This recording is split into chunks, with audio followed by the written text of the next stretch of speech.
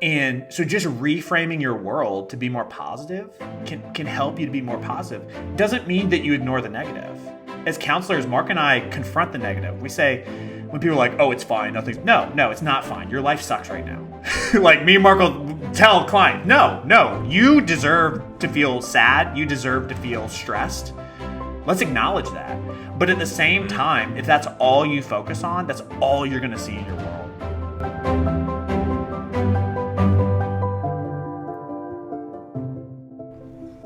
Welcome to the Lion Counseling Podcast.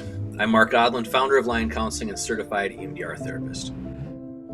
I'm Zack, and I am a counselor and a coach. Our mission at Lion is to help men break free, to heal deep, and to become the lions they were created to be. And if you're looking for support, check us out at escapethecagenow.com or check out the link in the description box. And make sure to hang on till the end because we've got some practical takeaways for you to put into action right away. Well, let's get into it, Zack. Happiness. How would you define happiness?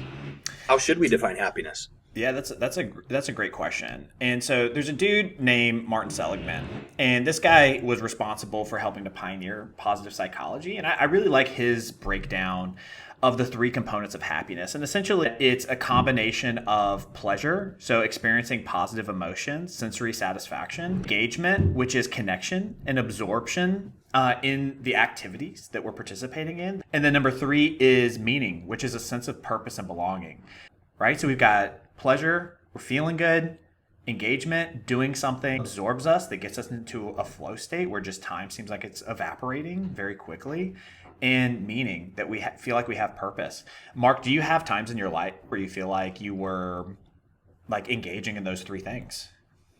Oh man, yeah, that's a. What would we key into for those memories? Because there's so many to choose from. Yeah. Thinking about walking on the beach with my kids, with my family. You know, we're in this beautiful place, right in the midst of God's creation, with people I love. And then, you know, our 6-year-old just spontaneously starts skipping or galloping or something. And it's like, you don't see adults galloping, right? it's like not a thing. It would be kind of like, oh, what are you doing, man? This is off.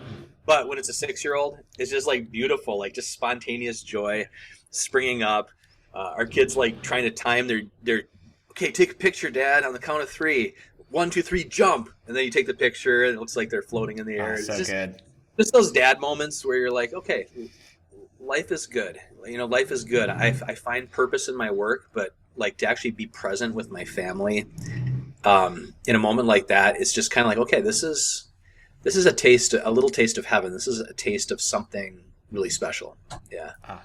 That's so good, man.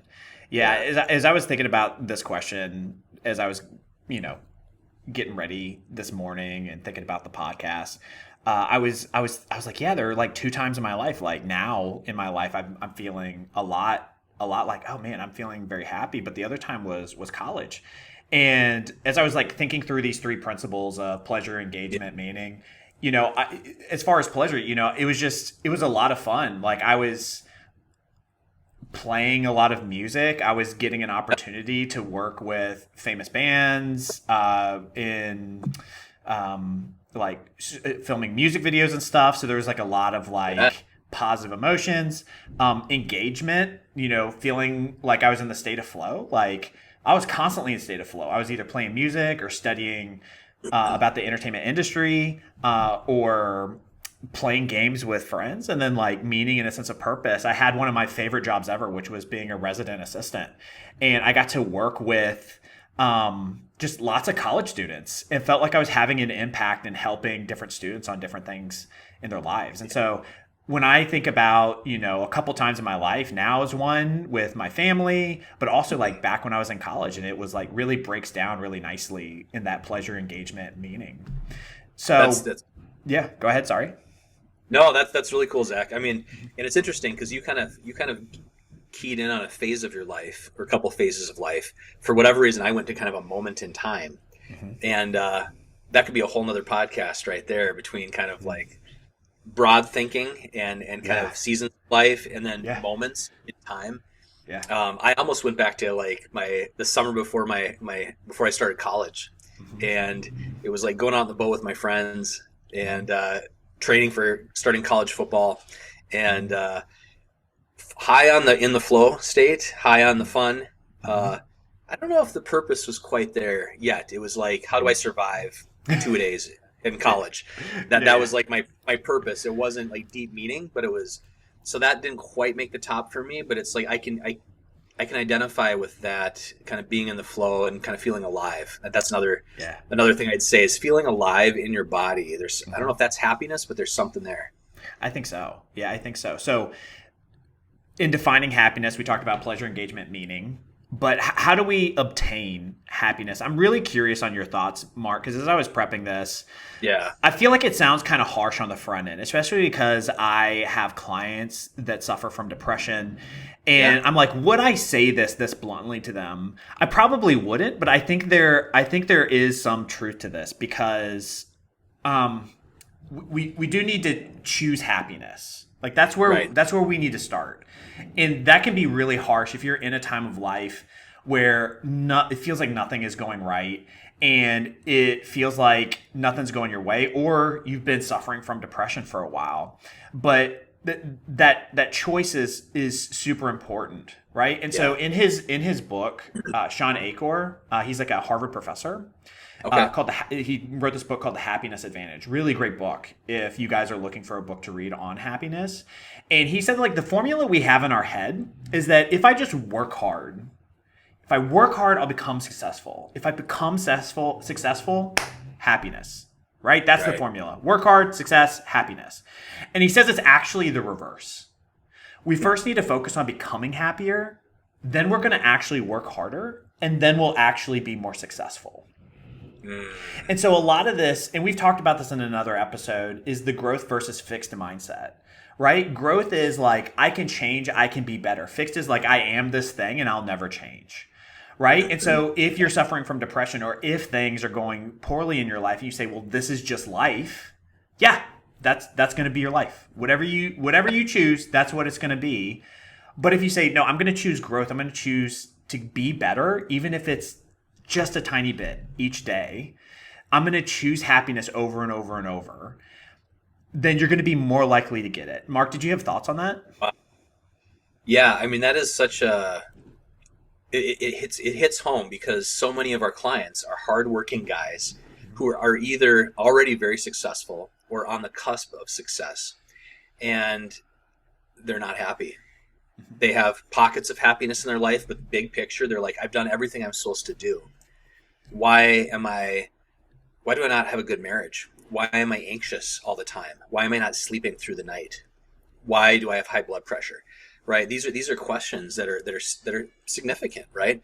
And I think a little bit about that. A lot of our audience, not all, but quite a few of our guys listening, that their faith is important to them. And I think about that passage where, Paul is saying, I've learned to be content in all circumstances, whether I'm hungry, whether I'm fed, whether I'm in prison, whether I'm free. The sense that if we anchor our happiness to external circumstances, then we're kind of giving away our power in a way. And so we have to have some kind of anchor within ourselves that propels us forward.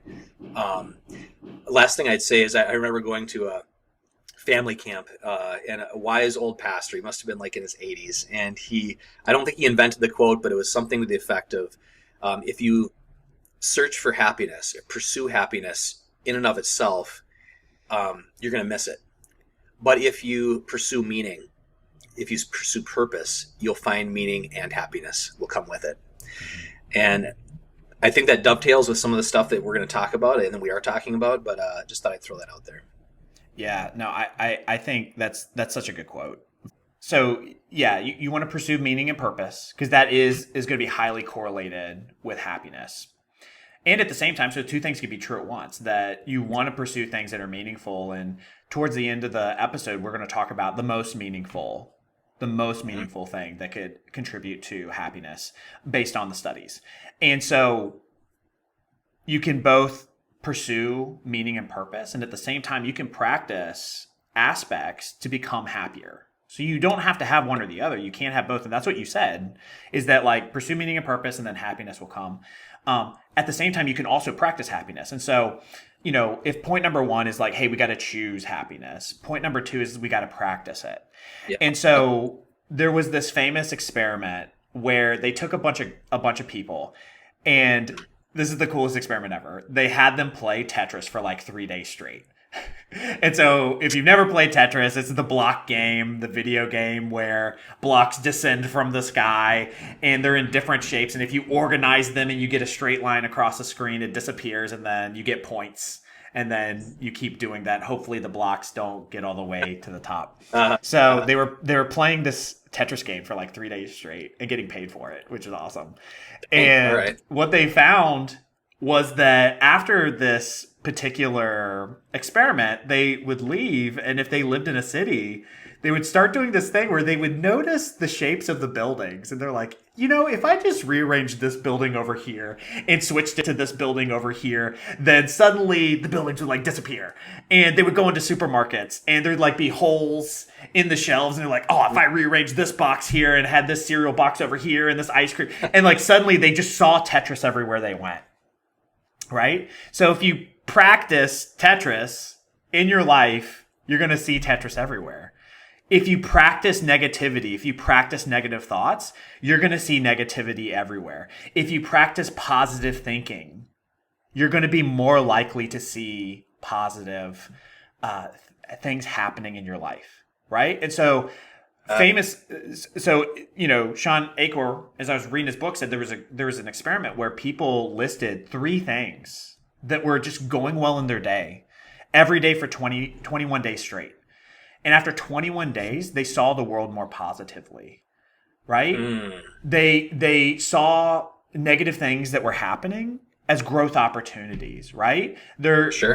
Instead of driving to work and you're like, dang, I hit almost every red light. It's like, well, 4 out of the 10 lights I hit green, which is cool. But when I stopped at the red, I box breathed a little, or I prayed, or I meditated. And suddenly it's like, oh, this is a time to like take a break and gain some energy so that when I go to work, I can work harder. And so just reframing your world to be more positive can help you to be more positive. Doesn't mean that you ignore the negative. As counselors, Mark and I confront the negative. We say, when people are like, oh, it's fine, no, it's not fine. Your life sucks right now. Like me and Mark will tell clients, no, you deserve to feel sad. You deserve to feel stressed. Let's acknowledge that. But at the same time, if that's all you focus on, that's all you're going to see in your world. Any thoughts on practicing happiness, Mark? Yeah, I mean, there's so much there. I mean, I think we could go on, and my mind is just like there's fireworks as you talk, Zach, because at Lion, one of the things that we strive to do, and I don't know if everyone's doing this, but is to take the best of psychology, the best of the research, the science, the psychological wisdom, hold it alongside ancient truths like biblical wisdom, and to find where they interact, that dynamic tension between the two, right? And I think back to one of my favorite sermons growing up as a kid was my pastor talking about that story where Peter walks on water. And he goes out, he steps out boldly, and then where does he look? He looks at the wind, he looks at the waves. He becomes afraid, he starts to sink. Starts to sink. And he took his eyes off what he should be focusing on. And thank God there's this grace where this hand reaches down and pulls him out, right? So even when the message of the sermon was, even when our faith fails us, Jesus saves us, which is so powerful and encouraging. But at that practical level, I think we can extrapolate down into our everyday interactions in psychology, this sense of, okay, I'm with my family. Like, what am I focusing on? Am I focusing on how this one kid is screaming over here? Or am I focusing on how this one kid is smiling over here?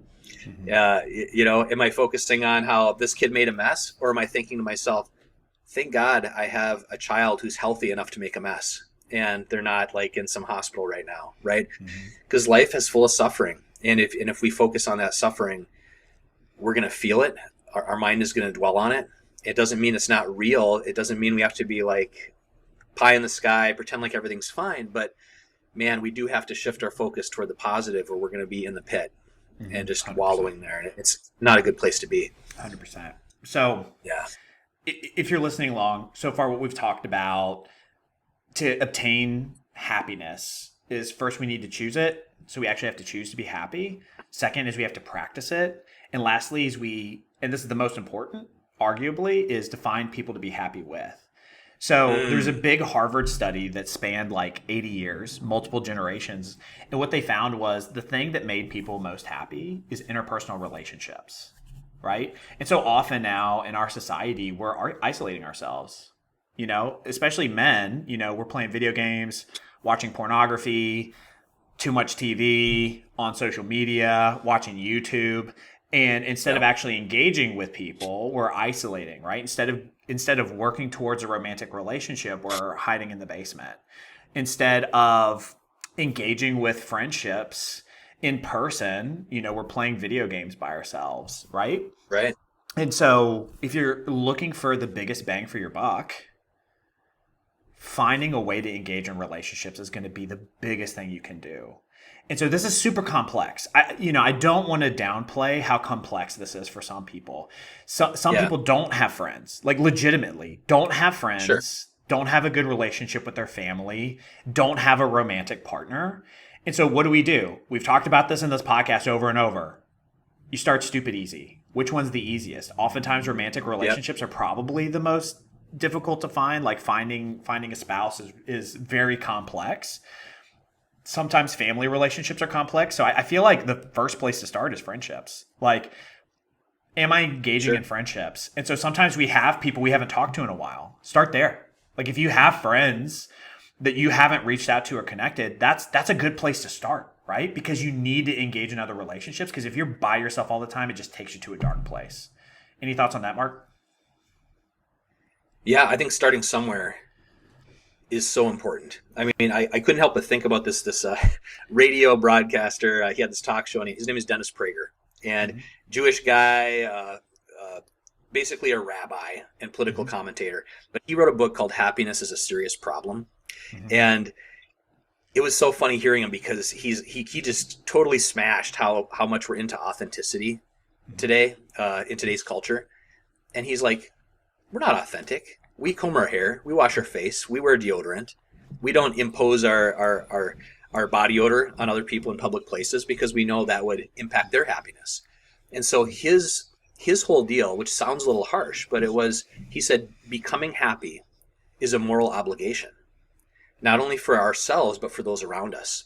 And to be in a bad mood perpetually is actually inflicting pain on other people. And if we get hung up on, well, I just have to be real at all times. It's like, no, you don't. Like, you don't want to be fake at all times. You want to be authentic. But there's, again, it's a paradoxical thing, right? And so, and that in some ways, that's kind of that chicken and egg thing between kind of more of a Jewish philosophy and a Christian philosophy. As Christians, we're kind of like, oh, I believe, and then the actions follow. I think there's a lot of truth in that. That's where I am. But then our Jewish brothers and sisters are like, yeah, you guys in your faith thing, like, just open the door for the old lady, whether you feel like it or not. And then eventually you'll become a good person, right? Do the action.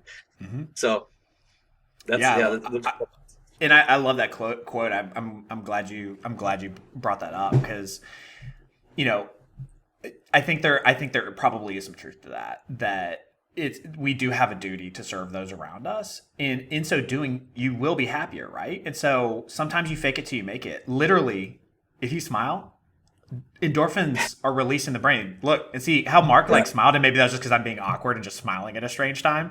But literally, you saw what just happened is that my smile was contagious, and suddenly Mark smiled because literally we're designed to do that. Like socially, what we do impacts the other people. So I smiled weirdly, and then Mark started to smile, and then he kind of laughed because he's like, "Oh, this is kind of weird."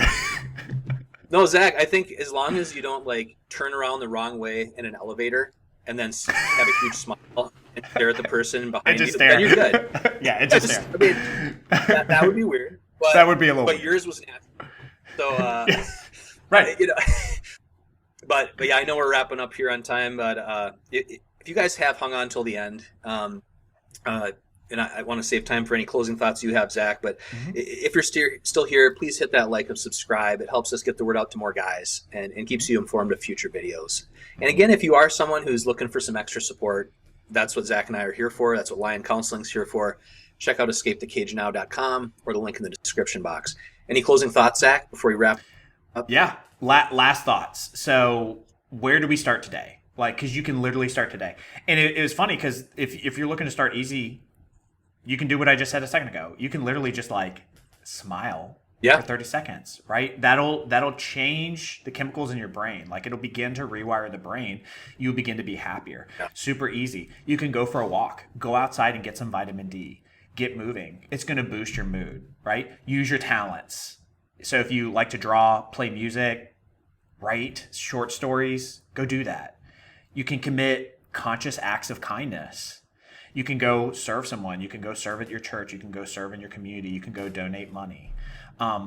Lastly, what's been shown, this I found really interesting in studying this topic, is that if we spend money on experiences, not stuff. So stuff we buy, we feel good for like that long. Sure. But experiences, the happiness lasts much longer.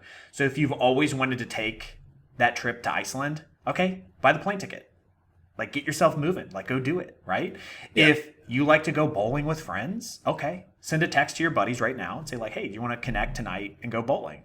Rent a slingshot on Turo. If you don't know what that is, go look it up. I'm doing it for my birthday in a couple weeks. I was like, those look fun. My wife doesn't think that. She's like, they're kind of dumb. And I'm like, I don't care. I'm going to rent it. And I'm going to ride around in this for a day. And so, like, go do something that you can look forward to, right? So those are a few ideas. So pick one of the things I listed and, like, go do that right now. And pay attention to how you felt before and how you felt after. Cool. I love it. Anything you had, Mark, or are you good to go? No, I think, you add up those memories, you add up those experiences with people, you tap into the God-given gifts you've been created with and want to cultivate and make you feel alive. And then hopefully we get closer and closer to that hope that we all have. And we talk about legacy at Lion Counseling, where when we think about being on our deathbed someday, usually what we imagine is who's around us. Who's going to hold our hand, who's that circle around us, who's there with us. And that's something that part of it's just grace. And some of it's hard work to cultivate relationships and cultivate a life that we feel proud of despite our imperfections, and that we give love and we receive love in return. And hopefully we can say, imperfect as we are, that was a life well lived. Yeah. All right. Love it. Well, thanks everyone for listening today. Thanks for sticking around. We'll be putting out some more stuff soon, and just keep following us. Subscribe if you haven't already. Like, and if you could comment below, we'd really appreciate it. We want to hear from you guys, and we're doing pretty good about answering people's questions and thoughts. So if you have stuff you want us to cover, or you have any questions on anything that we've talked about today, please let us know in the comments below. Definitely. All right. Thanks, Zach. See you, everybody. Bye, everybody.